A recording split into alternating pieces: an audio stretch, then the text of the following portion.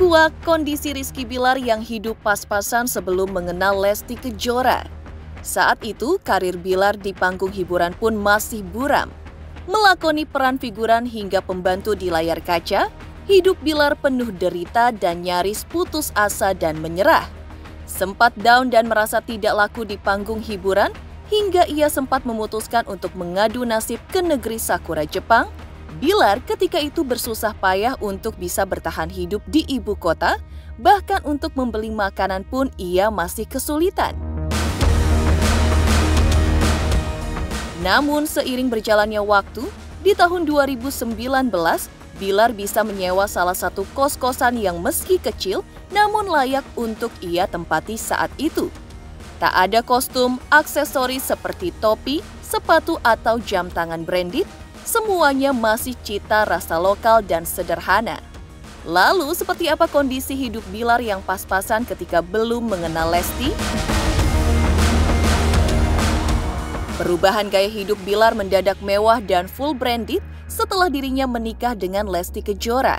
Selain membeli rumah mewah, Bilar juga mengoleksi beberapa mobil mewah dengan brand ternama dunia. Bahkan baru-baru ini, Bilar secara surprise membelikan Lesti hadiah ulang tahun berupa kapal pesiar mewah. Penampilan Bilar pun mendadak sultan, mengenakan kostum, aksesoris seperti topi, sepatu, tas hingga jam tangan dengan brand ternama dunia. Di sisi lain, ayah dan kakak Lesti yang sejak awal mendukung, membela dan mempercayakan Lesti kepada Bilar, tapi kini justru rumah tangga mereka berujung diguncang prahara KDRT yang menyebabkan Lesti cedera pada tulang tenggorokan dan beberapa luka fisik dan mental lainnya. Benarkah Bilar tidak bisa lagi menjalankan amanah yang telah dipercayakan orang tua dan kakak Lesti sejak awal? Lalu, seperti apa kondisi psikologis keluarga Lesti menurut analisa psikolog? Pemirsa, bersama Intens Investigasi, kami hadirkan kabar terkini, terpercaya, dan teraktual. Tetapi sebelumnya, jangan lupa untuk like, subscribe, dan juga share channel YouTube ini.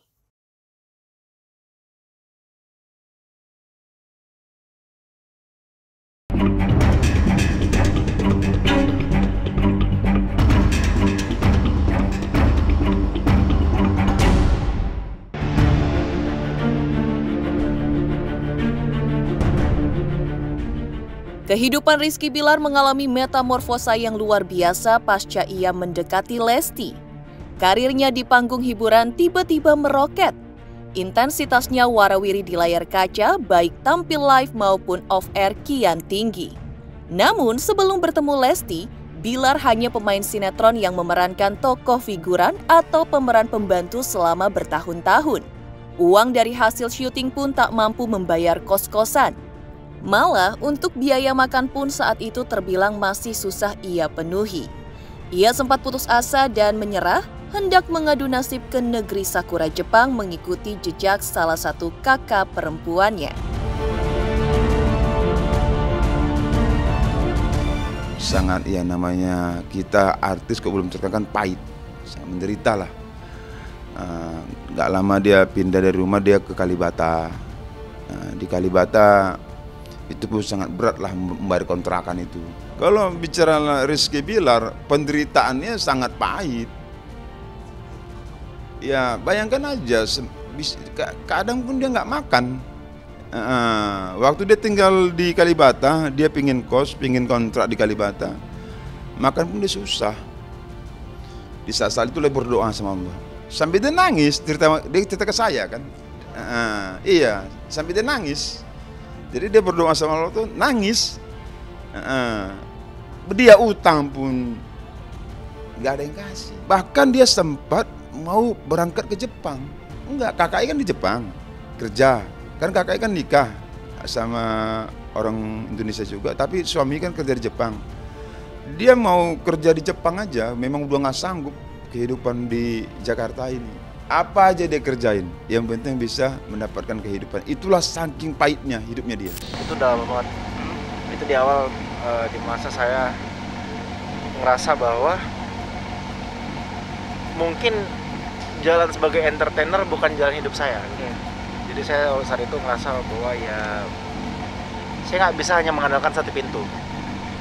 Saya harus saya yakin bahwa ketika satu pintu tertutup akan ada pintu-pintu lainnya gitu. Jadi ketika saya ngerasa bahwa di entertain nama gue segini-segini aja gitu. Lalu sampai pada akhirnya saya diskusi dengan kakak saya yang kebetulan tinggal di Jepang. Lalu saya sampaikan keinginan saya bahwa saya pengen kerja di sana karena saya ngerasa udah tertutup nih peluang saya untuk jadi artis atau jadi entertainer gitu. Hanya sebulan saya kira dapat kesempatan casting, kepilih, ini singkat cerita ya, saya kepilih. Lalu di situ di judul itu saya pertama kali dapat peran utama. Dalam bidang akting di layar kaca, Bilar sempat didaulat menjadi pemeran utama saat ia dikabarkan dengan Dinda Hau, rekan pesinetron yang kemudian ditinggal menikah olehnya. Modal yang dimilikinya ketika itu membuat Bilar bisa menyewa salah satu kos-kosan kecil, namun cukup layak untuk ia tempati di tahun 2019. Busana, sepatu yang dikenakan Bilar ketika itu jauh dari kata branded. Semua terlihat sederhana dan apa adanya. Bilar pun masih terlihat polos dan secara fisik Bilar pun tampak kurang terawat seperti yang terjadi saat dirinya bertemu Lesti Kejora yang kemudian dinikahinya.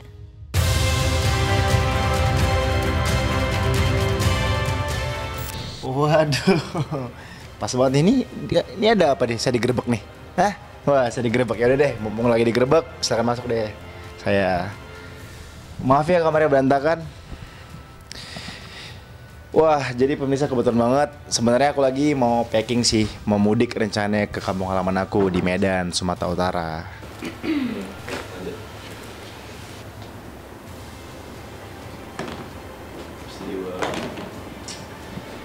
Aduh, hidup single, beginilah nasibnya.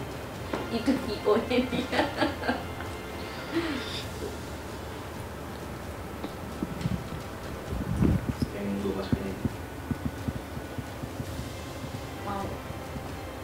Nih, jadi ini pemirsa yang mesti ke bawah. Sama yang satu lagi yang obat-obatan lah paling ntar. Ada ntar obat-obatannya juga. Oh iya, bener. Jangan packing soalnya. Terus sini-sininya, Cong. Oh iya bener juga ya. Ini barang-barang yang tadi tuh aku taruh di sini. Apa lagi yang tinggal ya? Nggak deh.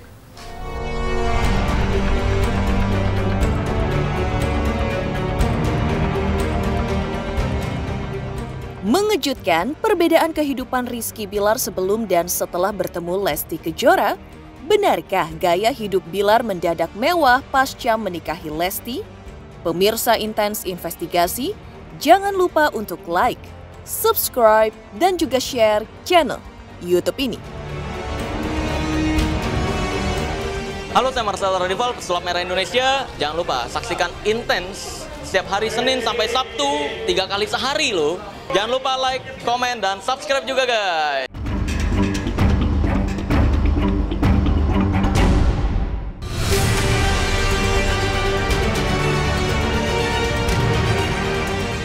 Perbedaan kehidupan Rizky Bilar sebelum bertemu Lesti semakin kontras pasca ia menikahi Lesti. Salah satunya dari segi gaya hidup Bilar yang mendadak mewah dan full branded. Di antaranya, Bilar dalam waktu singkat membeli rumah mewah, mengoleksi beberapa unit mobil mewah dengan brand dunia kesukaannya, hingga berkolaborasi dengan pengusaha-pengusaha papan atas alias kalangan jet set ibu kota. Memberikan kado dan surprise mewah kepada Lesti sejak pacaran berlanjut setelah keduanya menikah. Bilar jujur mengaku gaya hidup yang notaben terkesan hedon tersebut lantaran dirinya terinspirasi dari sosok panutannya di dunia entertainment, yaitu Raffi Ahmad, yang perjalanan karirnya jauh lebih panjang dari karir Bilar yang baru seumur jagung. Namun, Bilar mengakui bahwa perubahan tersebut tidak terlepas dari peran Lesti dalam hidupnya.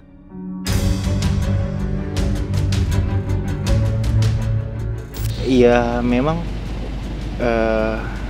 kalau bisa dibilang saya punya sosok panutan. Dalam hal ini saya mengidolakan seorang Raffi Ahmad ya, yang memang sangat konsisten di industri hiburan dan maksimal pula gitu dengan usaha-usaha yang dia jalani gitu. Dan bagaimana cara dia membangun relasi, bagaimana cara dia mendirikan usahanya, bagaimana cara dia selalu berhubungan baik dengan siapa aja, itu patut dicontoh ya. Dan ya saya memang banyak terinspirasi.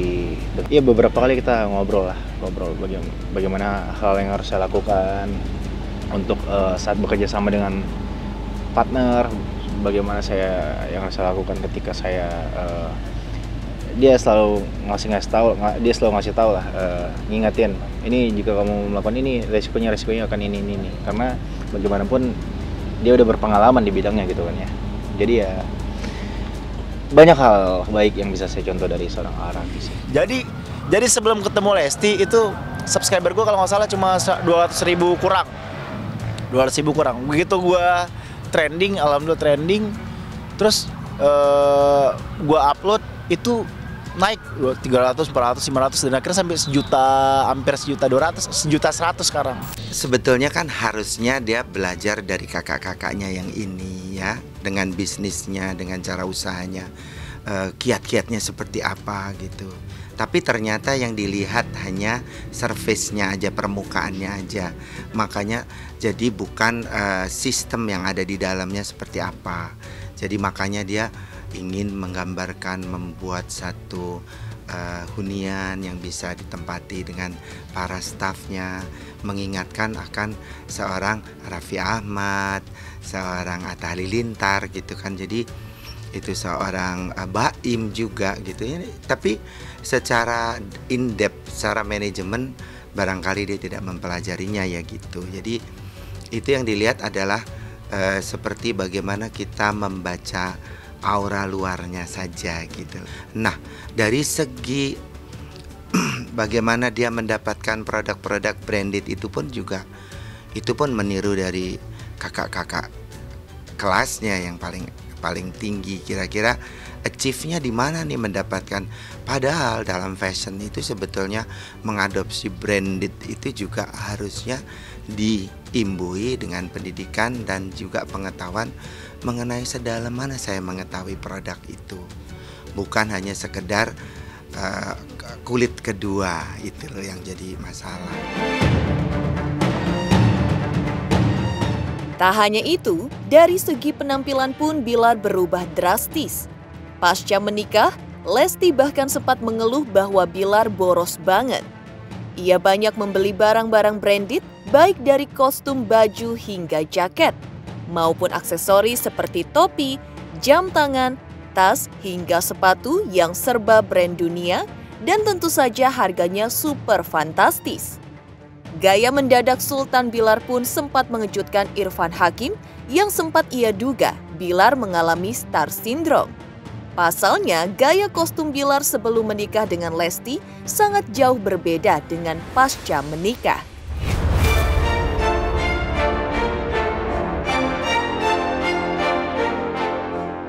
Tapi Bilar tuh boros banget kalau kata Lesti, apa-apa beli. Tapi dia tuh emang branded banget gila si Bilar tuh. Gue kemarin sama Nasar bahas, lu cowok branded banget ya. Sepatu apa, celana apa, baju apa, tasnya apa gitu. Kata dia, enggak ini dibeliin sama fans. Bisa jadi sih fansnya emang pada royal banget sama si Bilar. Dia tuh kan lagi viral.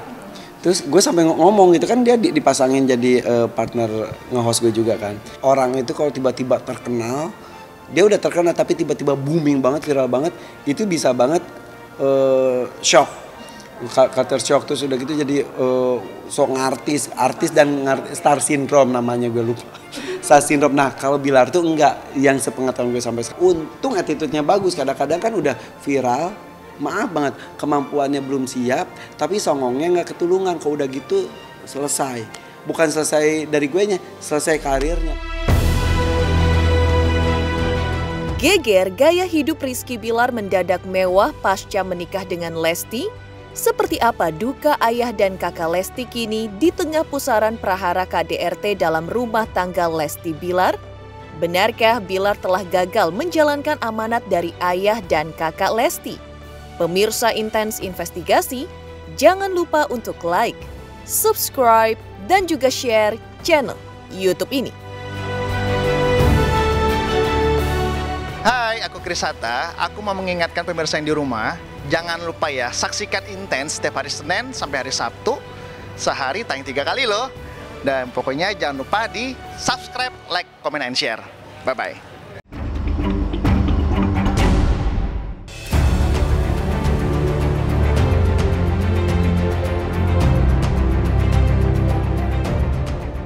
Mengejutkan, gaya hidup Rizky Bilar mendadak mewah setelah menikah dengan Lesti adalah hal yang sebelumnya tidak terduga akan terjadi. Seperti halnya pula ketika pertama kali Bilar mendekati Lesti, di mana sang ayah Endang Mulyana dan kakak Lesti Benny selalu mendukung Bilar dan Lesti terkait rencana masa depan hubungan mereka saat itu, termasuk melangkah ke pelaminan. Bahkan saking tingginya dukungan sang ayah, membuatnya selalu berpikir positif soal Bilar sampai mengabaikan teror-teror yang dilancarkan haters kepada Bilar saat itu, baik mengungkap masa lalunya maupun sifat buruk Bilar. Niat baik Bilar terhadap Lesti membuat ayah Lesti menutup mata terhadap suara-suara sumbang soal Bilar. Insya Allah kalau saya ya positif-positif aja lah, nggak berpikiran ya walaupun ya saya banyak yang neror gimana, katanya Bilar begini, Bilar gini, ada saya mah nggak peduli sama teroran itu, nggak, yang penting saya kalau mereka punya niat baik, dan yang maksudnya termasuk yang utamanya Bilar udah punya niat baik, ya apa enggak kenapa enggak ya saya dukung gitu, dan ya saya percaya aja sih, karena kan saya ngapain berburuk sangka sama orang gitu, apalagi itu orang yang dekat sama anak saya. Kalau Abeni ya dia sebagai kakak yang baik, dan dia juga ikut nimbrung, maksudnya tuh ikut mendukung Dedek ya, dia merasa bahagia, dia juga nggak ada masalah kalau adeknya mau nikah duluan, karena kan memang dari awalnya dia juga udah komitmen nggak apa-apa ya udah mending Dedek dulu, terus sama mau ya intinya berkarir aja dulu, juga mau pengen membahagiakan orang tua juga, karena mudah-mudahan sama seperti Dede. Enggak sih kalau Abeni alhamdulillah dia nggak minta apa-apa juga, ya kalau minta doa ya ada. Terus kalau Benny memang dari awalnya dia yang nyarankan, ya udah Dede dulu gitu. Enggak, jadi maksudnya nggak ada masalah. Dia bilang ini kayaknya ini Dede yang Dede pilih gitu, doain. Iya, doain, pasti doain, dan setuju gitu. Tak hanya mendukung Lesti dan Bilar, saking percayanya keluarga Lesti kepada Bilar hingga membuat Benny kakak Lesti ketika itu berpesan kepada Bilar untuk menjaga adiknya ini. Bahkan Benny seperti pernah diakui Bilar juga berpesan bahwa seandainya ada masalah dalam hubungan atau rumah tangga mereka, ia terbuka untuk mendengar curahan hati mereka secara langsung. Siapa tahu bisa menemukan solusi bersama. Dan kini dengan adanya prahara KDRT yang diduga dilakukan Bilar terhadap Lesti, seperti apa psikis keluarga Lesti? Benarkah mereka pun ikut mengalami trauma terhadap Bilar yang tiba-tiba berubah? Sebentar lagi nikah, jagain adekku gitu, jagain adekku. Mungkin agak sedikit keras, tapi ya dia orangnya penyayang gitu. Jadi kalau misalkan Bilar menyayangi Dede, dia akan lebih menyayangi Dede, dia akan lebih menyayangi Bilar gitu. Bukan cuma Abeni, juga banyak orang-orang yang menyayangi Dede, menyayangi Lesti juga, yang menyampaikan pesan juga ke saya. Banyak pesan lah, dan salah satu kalau dari pesan Abeni memang seperti yang Mbak sebut tadi barusan, bahwa AA bilang kalau ada suatu masalah, suatu perihal, ada sesuatu yang saya nggak suka, jangan dipendam, tapi langsung obrolin ke AA, siapa tahu kita bisa menemukan solusinya. Kedalaman traumatik seseorang pun akan berbeda dengan orang lain karena memaknai peristiwanya berbeda. Jadi kalau ditanya berapa lama, rentang waktunya relatif gitu, tidak ada yang pernah bisa memastikan. Namun umumnya para profesional itu akan memberikan rentang waktu misalnya 3 bulan hingga 6 bulan gitu ya, untuk seseorang bisa mengelola peristiwa itu. Bahkan paling lama diberikan hingga setahun untuk bisa dia beradaptasi dengan situasi yang baru dia hadapi. Nah, apa yang harus dilakukan? Yang pertama, pastinya memerlukan pendampingan, baik secara fisik maupun secara emosional. Demikian pemirsa, kabar terkini, terpercaya dan teraktual yang kami hadirkan hari ini. Saksikan terus Intens Investigasi setiap hari Senin sampai dengan Sabtu, tayang 3 kali sehari, yaitu pada pukul 11 siang, 3 sore, dan 7 malam, tentunya hanya di YouTube channel. Dan pastikan, jangan lupa untuk like, subscribe, share, dan juga komen channel Intens Investigasi.